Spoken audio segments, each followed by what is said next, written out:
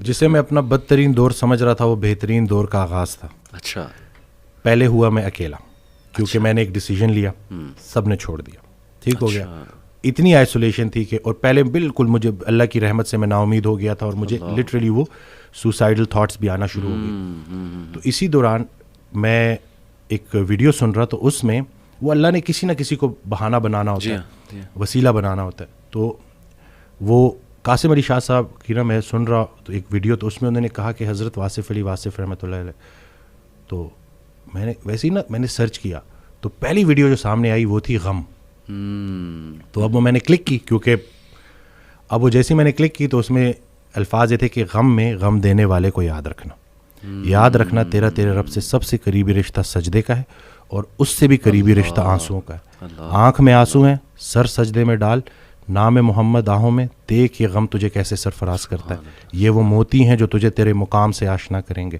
غم سے گھبرانا نہیں ہے, غم کو ریڈ کرنا ہے. وہ حدیث شریف نہیں سنی کہ جس باپ نے 3 بیٹیوں کو پال پوس کے بڑا کیا اور رخصت کیا, یعنی کہ رخصتی کا غم برداشت کیا, جو 3 دفعہ, کیونکہ جتنی پیاری بیٹی ہوگی اتنا بڑا غم دے کے جائے, تو جو 3 دفعہ اس غم سے گزار دیا گیا, اگلا مقام اس کا رسول اللہ صلی اللہ علیہ وسلم کے ساتھ ہے. تو غم تو تجھے اللہ کے قریب کرنے آئے, یہ شارٹ کورس ہے.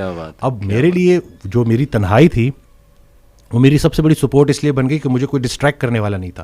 پھر میں نے اور سنا, پھر میں نے اور لوگوں کو سنا, پھر میں نے اسی طرح سے یوتھ کلب, اسی طرح سے طه ابن جلیل, سارا. اکثر جب وہ جو تھا, جو لاسٹ جو ہمارا ہوا تھا, تو اس میں نے انہی کی سنی باتیں انہی کو سنا رہا تھا. تو بس لیکن دیکھیں نا, کہیں سے بھی اگر, اور ان سے بھی جب پوچھتے تھے نا جیسے کہ آپ کے لیے ہم کیا کریں, تو انہوں نے کہا کہ میرا یہ پیغام لوگوں تک پہنچاؤ کہ یہ جو ہم عمل سے خالی ہو گئے ہیں نا, وہ علم جو عمل سے خالی رہ جائے اس کا بھی پوچھا جائے گا. صحیح بات. تو کرنے والے کام ہے, کر ڈالو. ہمارا سب سے بڑی خوش فہمی ہماری یہ ہے کہ ہمارے پاس ٹائم ہے. ہم انفارچونیٹلی آخری سانس کو موت سمجھتے ہیں. بچپن مر گیا, جوانی مر گئی. جوانی تو ہاتھوں سے ایسے نکل جاتی ہے جیسے مہندی کا رنگ, ٹھیک ہے. اور پھر جب آپ کو پتہ چلتا ہے تو آپ اس بڑھاپے میں ہو, اور اب آپ جب ماضی میں دیکھ رہے ہوتے ہو کہ کہیں میں اب کیا لے کے جا رہا ہوں اللہ کے پاس. تو یہی ہے کہ یہی وقت ہے. تو جس ٹائم میں گلہ کر رہا تھا, شکوے کر رہا تھا, اور پھر انہوں نے کہا کہ خواہشیں ٹوٹنے کا اور اس غم سے نکلنے کا ایک ہی طریقہ ہے کہ کوئی ایک خواہش ایسی ڈیولپ کر لی جائے جو باقی تمام خواہشات پہ بازی لے جائے, لیکن وہ خواہش ٹھہرنے کی نہ ہو, جانے کی ہو. فکر آخرت تمہیں دنیا کی ہر فکر سے آزاد. صحیح بات, صحیح بات. جو بن دیکھے رحمان سے ڈرتا تھا وہ تب نہیں ڈرے گا جب دیکھے گا. صحیح بات. بلکہ لاسٹ جب میں لاہور آیا تھا تو یہ میں نے وہ ٹی وی لگایا تو وہ قرآن کی, تو اس میں نا اس کی آیت, اس کا ترجمہ کہ قرآن پاک میں اللہ تعالیٰ کہتا ہے, ارشاد فرماتے ہیں کہ تم وہ وعدہ یاد رکھو جو تم نے مجھ سے کیا تھا, میں وہ وعدہ یاد رکھوں گا جو میں نے تم سے کیا تھا. تو ہم نے بس وہ وعدہ کیا تھا. نماز بھی تو اللہ کی یاد ہے نا. صحیح صحیح. تو اور پھر دوسرا یہ کہ یکسوئی, کہ جب آپ کا نا یکسوئی نصیب ہو جائے, ایک ہی آپ ڈائریکشن میں چلنا شروع ہو جاؤ. محبت کیا ہے؟ محبت ادھر ادھر دیکھنا نہیں ہے, ایک ہی ڈائریکشن میں دیکھنا. بالکل صحیح. تو جب آپ کی ڈائریکشن اللہ کی طرف ہو جائے نا, پھر اٹھنا بیٹھنا ہر چیز, اور ویسے ہی اللہ تعالیٰ آپ کو مشکل سے نکال لیتا ہے. اور ڈاکٹر صاحب آئی تھنک یہ جو سینٹینس ہے نا جو آپ نے بولا تھا کہ اللہ سنبھال لے گا, بالکل ultimately you have to leave everything to اللہ. اور قرآن مجید میں بھی اللہ, ایون نبی صلی اللہ علیہ وسلم کہتے ہیں نا کہ تم مشورہ کرو, لیکن اس کے بعد اللہ پہ توکل کرو اور چھوڑ دو, اللہ تعالیٰ اس کو سنبھال لے گا. آئی تھنک جب ہمیں یہ بلیف ہو گیا نا کہ کائنات کا نظام چلانے والا اللہ ہے, لوگوں کے دلوں کا کنٹرول اللہ کی 2 انگلیوں کے درمیان ہے, یہ حدیث میں آتا ہے. ہر چیز, ایٹم بھی موو نہیں کر سکتا اللہ کی اجازت کے بغیر. اللہ الوکیل ہے, جس کا مطلب ہے ڈسپوزر آف افیئرز.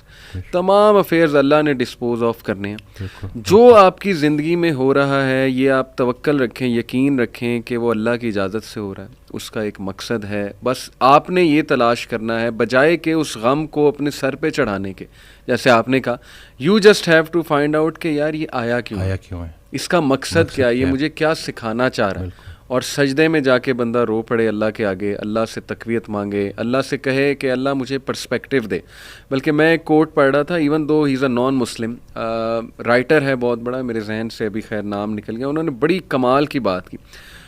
انہوں نے کہا, oh my lord make me brave, and مجھے ایسی سکت دے کہ میں اپنے غم سے وہ ریزن ڈھونڈ سکوں کہ یہ آیا کیوں ہے. سبحان اللہ. یعنی ایون دو از اے نان مسلم, لیکن یہ کہ اتنی اس میں عقل ہے کہ وہ یہ دعا کر رہا ہے.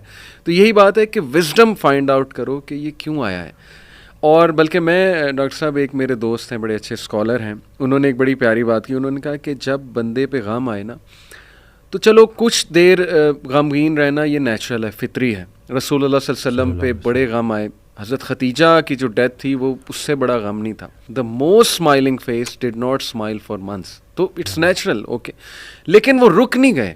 ایسا نہیں تھا کہ وہ آئسولیشن میں چلے گئے, یا ایسا نہیں تھا کہ سارے کام ٹھپ ہو گئے. کیونکہ میرے دوست نے کہا کہ دیکھو جب ہم ٹھپ ہو جاتے ہیں نا, یہ پیسو شکوہ ہے اللہ سے. اتنی تو ہمت نہیں زبانی رب سے شکایت کریں, لیکن یہ کہ ہم ٹھپ ہو کے دکھاتے ہیں کہ جی بس میں تو راضی نہیں آپ کی رضا میں. انڈائریکٹلی تو ہم یہی کہہ رہے ہیں. انہوں نے کہا جو لوگ غم میں کھڑے ہو جاتے ہیں نا, ان کا دل نہیں کر رہا صبح اٹھنے کا, بستر پہ پڑے رہتے ہیں. آئی ایم شیور آپ بھی ایسی کنڈیشن سے گزرے ہیں کہ اٹھنے کا دل ہی نہیں کرتا, ہمت ہی نہیں کہ جی بندے کا دل کرتا ہے میں سویا رہوں, ریالٹی میں آؤں ہی نا. مطلب ریالٹی از سو بیڈ. لیکن اس وقت جو اٹھ جاتا ہے نا, یقین کریں, جو ہمت پکڑتا ہے, اللہ کا نام لیتا ہے, آئی تھنک یہ اللہ کو وہ یہ میسج دے رہا ہے کہ اللہ میں راضی ہوں, راضی ہوں, بالکل. بس اب آپ چلائیں مجھے. اور صبر بھی, بلکہ میرے پاس پیشنٹ آئے تو میں ان کی میں نے کہا آپ نے صبر کرنا ہے, تو کہتے کر رہا ہوں نا.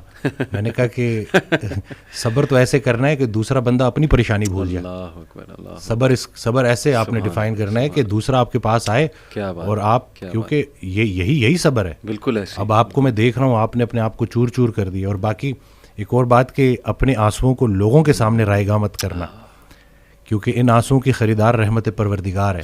تو ان کے سامنے بہاؤ اور پھر دیکھو کہ کیا ہوتا ہے. اور باقی ایک کویسچن بہت سارے لوگ نا مجھ سے کرتے ہیں انگزائٹی سے ریلیٹڈ, کہ ہمیں لگتا ہے کہ ہمارے بعد ہمارے بیوی بچوں کا کیا ہوگا. تو میں یہ کہتا ہوں کہ حضرت کہتے ہیں آڈیو میں کہ جو انسان یہ سوچتا ہے کہ اس کے مرنے کے بعد اس کی بیوی بچوں کا کیا ہوگا, اس کا ایمان نامکمل ہے.